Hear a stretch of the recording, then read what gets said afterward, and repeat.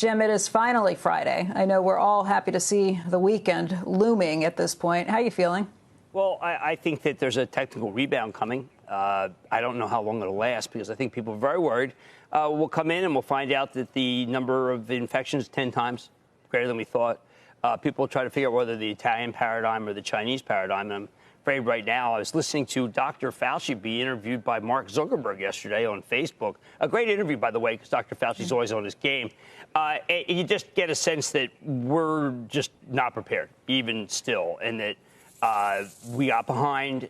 We don't seem to understand that young people are the worst, the typhoid Mary, so to speak. He didn't use that term for older people. We're still just feeling it out. I think it's almost as if it got serious 2 days ago, Becky. I mean, it started with Adam Silver saying, end of NBA. People saying, wow, that's quizzical, but let's still lead our lives.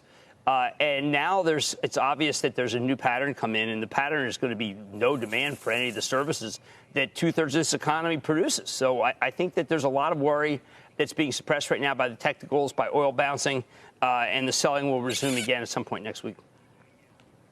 You know, the other thing, you're looking at some of the headlines we've been showing on that bottom scroll this morning. The president saying he's going to be canceling that meeting at Camp David with the G7 leaders that wasn't supposed to take place till June. So if they're the ones who have a better idea about how long they think this lasts, that may be telling, too. Yeah, absolutely. I mean, I think that we're really getting a sense that it's not going to be over soon, which maybe is good to build in, because that gives us room for hope for what Regeneron is working on, what Gilead is working on, and this elusive malaria pill that is just possessing America right now by Teva, that's being ignored or is actually being, let's say, slighted by the public health care professionals who are working so hard and have to do so much. But we'd like to know definitively, is this just fool's gold, or should we all be getting these malaria pills? And it's just out there, and we got to either put it to rest or say, you know what, this is what certain countries did to get over it.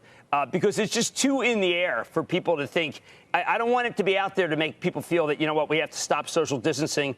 But there is going to be a trade-off at a certain time, Becky. At a certain point, we're going to say, you know what, maybe we have to just bite the bullet, stop worrying about flattening the curve so much, and make it so that the social fabric isn't destroyed here.